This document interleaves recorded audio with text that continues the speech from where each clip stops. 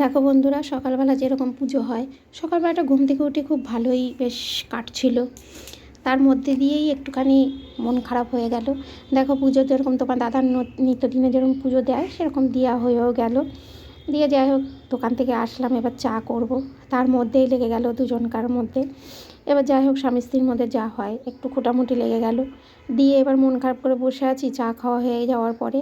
দিয়ে আমার যা আসলো, যার সঙ্গে কথা বলার পরে তারপর মন খারাপ করে বসে আছি। তারপর দেখলাম যে না, নিজের সংসারের কাজ নিজেকেই করতে হবে। আর যদি রান্নাবাড়ি না করি, ছেলে দুটোও খেতে পারবে না। আবার তোমার দাদাভাইও আসবে, তাকেও তো দুটো দিতে হবে। যতই যাই হোক, উঠলাম, উঠে নিয়ে এবার ফ্রিজটাকে পরিষ্কার করে নিলাম, যে আগের দিন বাজার নিয়ে এসছে, তাহলে ফ্রিজটা পরিষ্কার করে বাজারগুলো ঢুকিয়ে রাখি।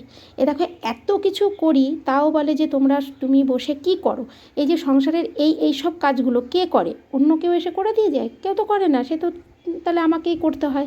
তাহলে তুমি যদি একটু আমার সঙ্গে ভালোবেসে মিষ্টি মুখে কথা বলো, তাহলে তো আমারও ভালো লাগে, যে না, সারাদিন যে আমি সংসারের জন্য উজাড় করে দিচ্ছি, তাহলে তো কেউ তো আমার সঙ্গে একটু ভালো করে কথা বলছে। একতলা ভাত দিলে বা একটা ভালো কাপড় নিয়ে এসে দিলে তাতে কিন্তু হয় না। ভালোবাসাটাও মেন, আর মনে একটু ভালো মুখে একটু কথা বললেও কিন্তু আমাদের তাতেই কিন্তু আমরা সন্তুষ্ট। আমাদের টাকা পয়সা গয়নাগাটি দিয়ে ভরে রাখলেও কিন্তু আমাদের সেটার থেকে হচ্ছে মনে একটু ভালোবেসে কথা বললেই আমাদের ভালো লাগে। তা যাই হোক, এসব সেরে টেরে নিয়ে তোমাদের কাছে আর কি বলবো। টাকা থাকলে সবাই চেনে, টাকা না থাকলে কেউ চেনে না। সে স্বামী বলো, বউ বলো, সবার ক্ষেত্রেই এটাই। আজকে আমি ইনকাম করতে পারি না, ওই 10-20 টাকা ইনকাম করি, তাতে আমার কদর নেই। আমি যদি বেশি করে টাকা নিয়ে এসে যদি আমি রোজগার করে দিতে পারতাম, সংসারের জন্য যদি কিছু করতে পারতাম, তাহলে আমার কদরটা থাকতো। তা যাই হোক, আমি গরিব ঘরের মেয়ে, যেটুখানি পড়াশোনার বেশি করতে পারিনি, তোমাদের এর আগের ভিডিওতে আমি বলেছি। তা আজকে পড়াশোনার বেশি করতে পারিনি বলে আজকে সেরকম কাজও করতে পারি না। তাই এই এই ইউটিউবে এসে দেখো, আগে টিকটক করতাম, টিকটকটা ব্যান্ড হয়ে গেছে। ইউটিউবে এসে এই যে ভিডিওগুলো করছি, আমি জানতাম না। সেটা হচ্ছে আমার জায়ের কাছ থেকে শেখা। তারপরে আমার বড় ছেলেকে বললাম, তখন ও খুলে দিল, বললো মা তুমি এইভাবে করো। তাই যাই হোক, তোমাদের ভিডিও দেখেও কিছু কিছু করে শিখছি। জানি না যে কবে কি হবে। তা দেখো, সবাই তো আশা নিয়ে চলে, আমিও একটা আশা নিয়ে রয়েছি, যে তোমরা দিদিভাই দাদাভাইরা যেরকম ইউটিউবে এসে এক জায়গায় দাঁড়িয়েছো, আমিও চাই যে তোমরা আমার পাশে থাকো, যাতে আমি সেই জায়গাটায় দাঁড়াতে পারি, আমি যাতে কিছু করে দেখাতে পারি। হ্যাঁ, তোমাদের দাদাভাই বলে সে সারাদিন ফোন নিয়ে বসে কাজকর্ম করো না, করো না। কিন্তু দেখো, সংসারে যদি এই কাজগুলো না করি, তাহলে তোমরা টাইম মতন খাচ্ছ কী করে? আর আমি ছেলেগুলোকে টাইম মতন দিচ্ছি কী করে? আর সব সংসারের কাজগুলো কী করে হয়ে যাচ্ছে? এই ফাঁকে ফাঁকে তো আমি ইউটিউব নিয়ে থাকি। দেখো, তোমাদের রোজ আমি ভিডিও দিতে পারি না, না লং ভিডিও দিতে পারি, না শর্ট ভিডিও দিতে পারি। হ্যাঁ, এই কারণে আমি দিতে পারছি না গো। তা যাই হোক, এই ফাঁকে ফাঁকে একটুখানি ভিডিওগুলো করে তোমাদের কাছে দিচ্ছি, তুলে ধরছি। জানি না কেমন হচ্ছে না হচ্ছে, যতটা পারি ততটা, কথাও ঠিক মতন গুছিয়ে বলতে পারি না। দিয়ে যাই হোক, যেটুখানি পারছি তোমাদের কাছে তুলে ধরছি। দেখো, এদিকে রান্নাও হয়ে গেছে, মুসুরির ডাল করেছি, সব দিয়ে তরকারি করেছি, আর কচু বাটা করেছি, যেহেতু তার প্রিয় খাবার কচু বাটা, তা সেটাই করলাম। যা তোমার সঙ্গেই হচ্ছে, কিন্তু তোমার দাদাভাইদের দেখো, দাদাভাইয়ের জন্য আমি প্রিয় খাবারটা করেছি, কিন্তু সে কিন্তু একবার জিজ্ঞেস করে না যে তোমার কি পছন্দ পছন্দ, যেটা বলো। কিন্তু দেখো, তাদের পছন্দ মতন তো সব কিছু করে রাখছি, তারপরেও কিন্তু তারা সেই দোষগুণ ধরছে। সেই শাশুড়ি বলো সবাই সেই দোষগুণ ধরে। তা যাই হোক, দুটো ভাত নিয়ে বসলাম, তোমার দাদাভাই খেয়ে চলে গেল। দিয়ে তখন তার রাগ ছিল না, যাই হোক সে খেয়ে চলে গেল। বেশিক্ষণ রাগ করেও থাকে না, আমিও বেশিক্ষণ রাগ করে থাকি না। দিয়ে এবার খেতে বসলাম। এবার আমার একটু ডাল খেতে খুব ভালোবাসি, কেননা আমার শুধু ডাল খেতে ভালোবাসি, আমার ছেলেও তাই। রুটি দিয়ে ওর ডালটা রোজ লাগে। তা আমি একটু কচু বাটাও খেতে ভালো লাগে, তাই খাবার নিয়ে বসলাম। বসে খাবার খেয়ে নিলাম।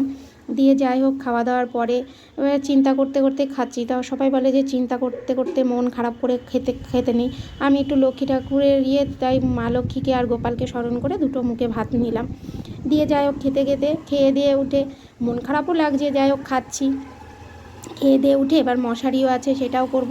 ওই 10-20 টাকার ইনকাম যা করি, একটু ঘরে বসে ছেলেদেরও একটু টুকটাক শখের জিনিস কিনে দিতে পারি, নিজেরও একটুখানি টুকটাক কেনাকাটা। এবার দেখো, ছেলে পড়তে বসে গেছিলো, পড়ে উঠলো। আজকে হচ্ছে তোমাদের কাছে একটাই অনুরোধ, আমার ভিডিওগুলো তোমরা প্লিজ দেখো। ভিডিওগুলো আমি লং ভিডিও রোজ ছাড়তে পারছি না, একদিন বাদে বাদে আমাকে ছাড়ার চেষ্টা করছি, কেননা আমি রোজ পেরে উঠতে পারছি না গো। যেহেতু আমি একা এডিটিং করতেও পারি না, ভিডিও ধরারও কেউ থাকে না, নিজেকে ইয়ে করতে হয়। এবার ছেলেরও স্কুল আছে, এবার যাও হচ্ছে থাকে না, ও বাপের বাড়ি যাচ্ছে, এবার একা একা তো ঠিক ই করে উঠতে পারছি না। ছেলে স্কুল থেকে আসবে, তারপরে তো আমাকে ওগুলো এডিটিংগুলো করে দেবে, তাই তোমাদের কাছে আমি ডেলি ভিডিওগুলো পৌঁছাতে পারছি না, তার জন্য আমাকে ক্ষমা করো। তোমরা ডেলি আমার ব্লগগুলোও দেখতে পাচ্ছ না। কালকে যেরকম ছাড়তেই পারিনি, কালকে মনটাও খারাপ ছিল, ওই সংসারে যা টুকিমুকি একটুখানি হয় তার জন্য আমি ব্লগ করতে পারিনি। তা আজকে তোমাদেরকে সেই ব্লগটা দেবো, মানে কালকে একটু করে রেখেছিলাম, সেটাই আজকে তোমাদের কাছে তুলে ধরবো। আর কথায় আছে না যে ভাগ্যের দোষে সব কিছু, কপালের কিছু না থাকলে যা হয়, কষ্টও আছে। তা তোমার এই সংসারে চলছে খুঁটিমুটি এইসব কষ্ট মষ্ট নিয়ে। জানোই তো আমরা মধ্যবর্তী ঘরের ইয়ে, স্বামী যেটুখানি ইনকাম করে নিয়ে আসবে সেটুখানি, নিজের রোজগার না থাকলে যেটাই হয়। পয়সা থাকলে সব কিছু, টাকা না থাকলে দুনিয়াতে কিছুই না। সে কেউ কারোকেই দেখবে না টাকা না থাকলে, ছেলেই কি স্বামী কি, আর বউরাও স্বামীকে টাকা ছাড়া চেনে না, আর স্বামীরাও তাই। যেসব বউরা ইনকাম করতে বেরোচ্ছে, যারা চাকরি বাকরি করে, তাদের কদরই থাকে আলাদা, আর যারা হাউস ওয়াইফ হয়ে ঘরে থাকে তাদের কিন্তু কদরটা থাকে না, না শ্বশুর শাশুড়ির কাছে, না স্বামীদের কাছে। বলে তোমরা সারাদিন কি করো, এটাই আমরা বোঝাতে পারি না যে আমরা সারাদিন কি করি, কি আমরা সংসারের জন্য কতটা আমরা দিয়ে দিচ্ছি, সেটা তাদেরকে বোঝাতে পারি না।